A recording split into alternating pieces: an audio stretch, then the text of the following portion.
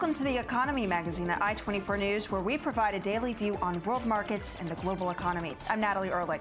On today's show, the U.S. embargo on Cuba not yet lifted, but the island nation already sees reason for economic cheer. And an Israeli startup strikes a match between employers and job candidates. Let's start now with the headlines.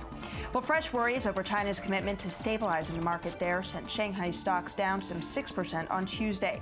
The Shanghai Composite plunged 6.2% to 748.16, some 27% off the index's June peak, while the smaller Shenzhen Composite dropped 6.6% to 2,174.42. In Hong Kong, meanwhile, shares fell 1.4%. All this despite an auspicious report on the Chinese property market, signaling prices rose 0.3% on the month in July. The latest stock plunges in China gave caution to global investors on Tuesday. Japan's Nikkei fell 0.3%, and European stocks struggled to make gains. The Stoxx Europe 600 index was just up 0.1% higher in the early trading, despite a strong session in the U.S. just the day earlier. Meanwhile, in the UK, hopes of a rate hike were dashed after a report signaled inflation fell 0.2%. The Consumer Price Index rose 0.1% year on year. The data is unlikely to heighten expectations of a rate rise from the Bank of England, which set its inflation target at 2%. Low prices for oil, food, as well as imports all helped keep inflation at bay. Well, staying in Europe, a purported confidence vote from Greece casts new doubt over its latest bailout deal. Unofficial reports emerging now that Athens is poised to announce a vote of confidence in the coming days, ramping uncertainty over the country's third bailout deal with international creditors. Well, no official announcement on the vote has been made just yet, though it was hinted during Parliament's last session last Friday. Well, on to sweeter news. Swiss chocolate maker Lindt reported a profit jump of 15.6% in the first half of this year. Coming in at 65 million Swiss francs, the figure beat estimates in a Reuters poll of some 57.8 million francs. Last year, the company completed its acquisition of U.S. rival Russell Stover. Well, now to Thailand, where stocks in the local currency fell Tuesday following two deadly bomb blasts in the country's capital late Monday. The benchmark SET index opened down 2.7% at 1,408, while the Thai baht fell to its weakest level in more than 6 years. The baht lost as much as 0.5%, falling to 35.55 against the U.S. dollar, its lowest level since April 2009. Well, relations between the U.S. and Cuba are warming up, but while the U.S. embargo isn't lifted just yet, the biggest sign of change is a 16% spike in tourism. Our reporter Shelby Weiner has this story. The American flag flies in Havana once more. The ceremony was accompanied by the historic appearance of John Kerry, the first time an American diplomatic leader has set foot on Cuban soil since 1945, a symbol of reconciliation between the two countries. We believe that the time has come to bring us two people who are no longer enemies or rivals, but neighbors. But the economic embargo has not been lifted by Washington. The sign of the warming relations is in the tourist numbers, an impressive growth of almost 16% for the first half of the year, and the overall economy has grown 4% since last year. But the tourism restrictions have not been completely lifted. They are expected to disappear in the coming months and years. Business is good, especially now that there's more tourism. Before it was difficult in off-season, but this year it's been better. The number of clients hasn't dropped. More tourists are coming.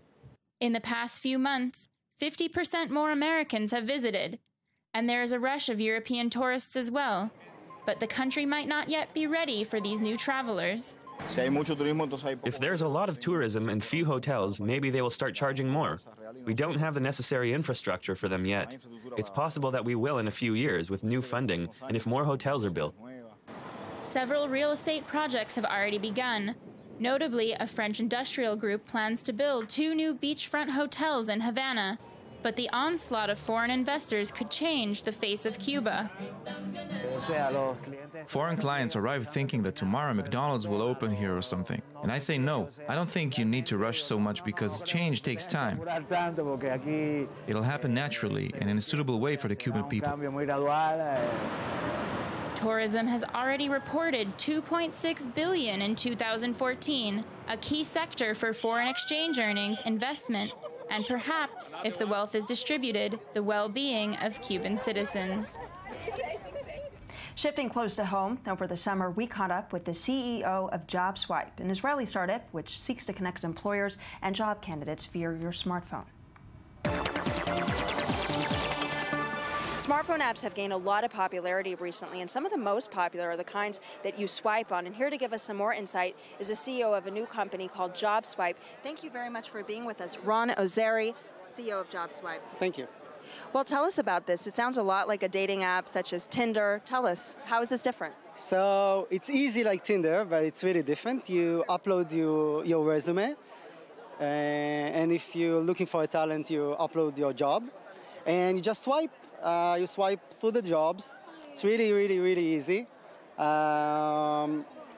With time, we learn you, and we understand better what you're looking for and what kind of job you're looking for. And we can offer you the best jobs for you. And once the recruiter and the user is looking for the job is swiping yes on JobSwipe, they can just chat and start the interview.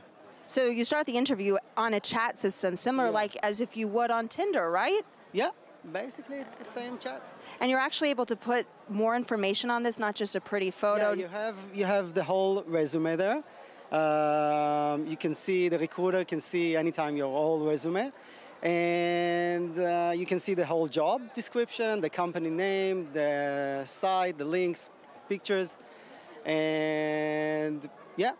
How do you possibly, though, fit all this information in your smartphone? I mean, it seems really condensed and compressed and not really the ideal situation or place to find an employer or a job. Yeah.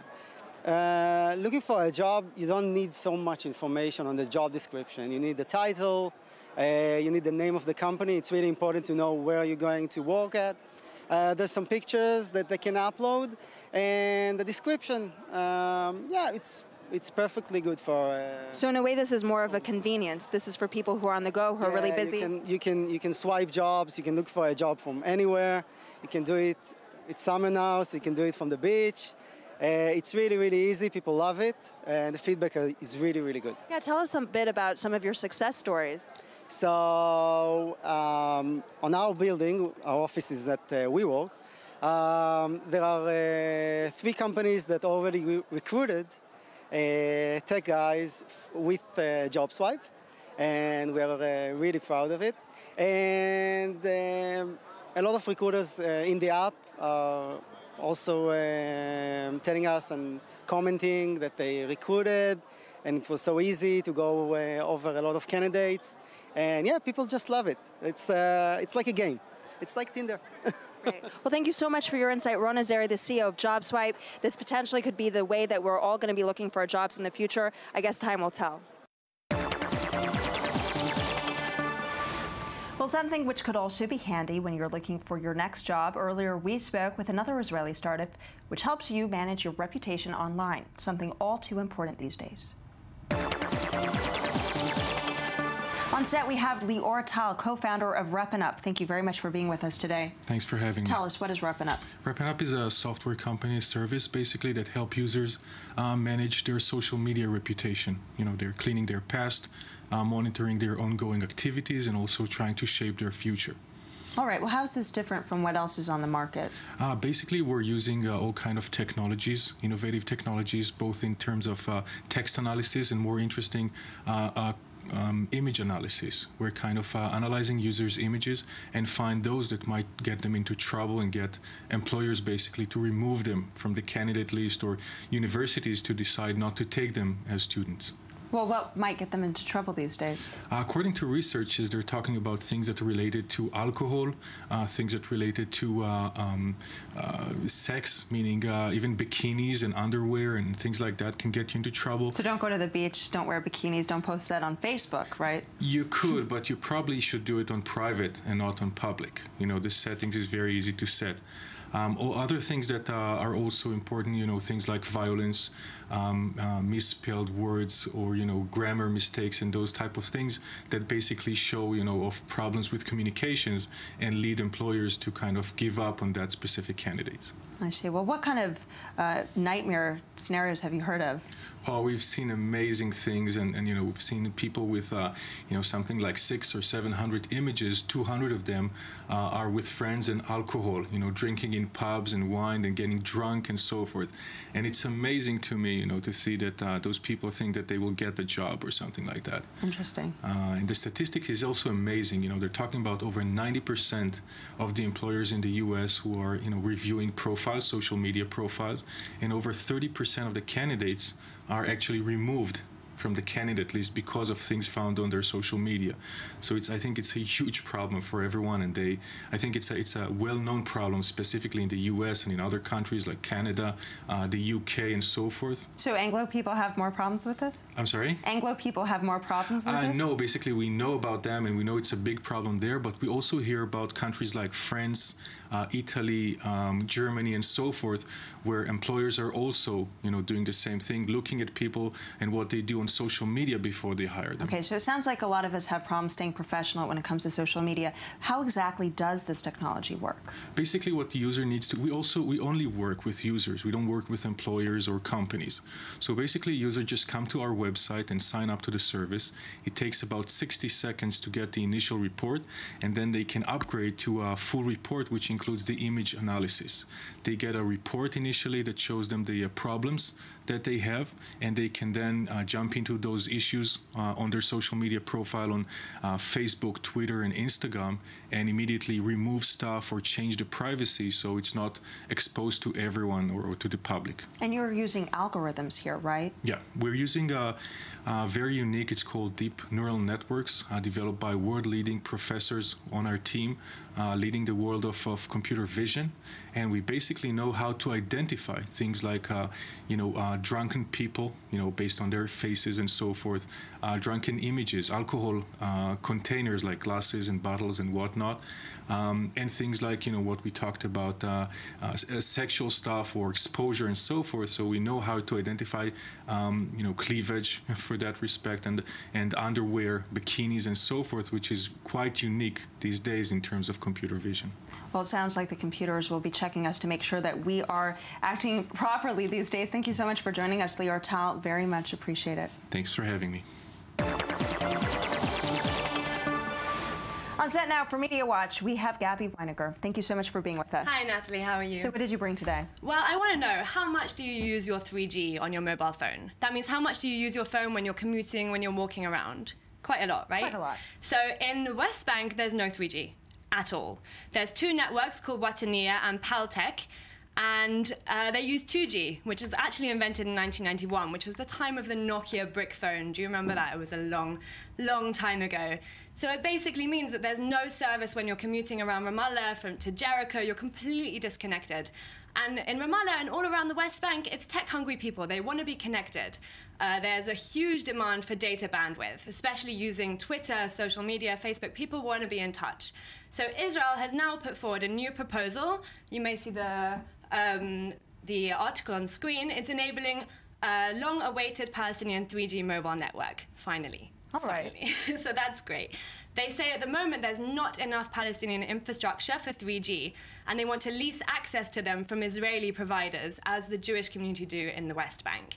But at the moment, 30% of Palestinian mobile users actually have Israeli SIMs. So that means 70% are really not connected. They're still on 2G. They can't call each other as they're moving around. They have to plan everything beforehand. You remember those times when you're using house phones, and connecting like that. So the World Bank actually says the Palestinian Authority loses $100 million a year from this lack of 3G. All right. It's also a lack of development. Well, you have another topic that's really fascinating about wealth and education, and whether or not you really need a college education to achieve wealth. That's absolutely right. So this week, British students received their A-level results. What's the American equivalent for this? I'm not sure. It's when you... I think it's SATs, right? Or APs. Just before you go into university.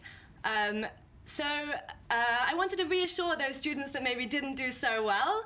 Actually, many millionaires prove that bad A-level results or bad exam results, it's not the end of the world. For example, Richard Branson. He has no A-levels. He never finished school. He's a millionaire. He has over 400 companies. He owns a Caribbean island. He owns a space shuttle.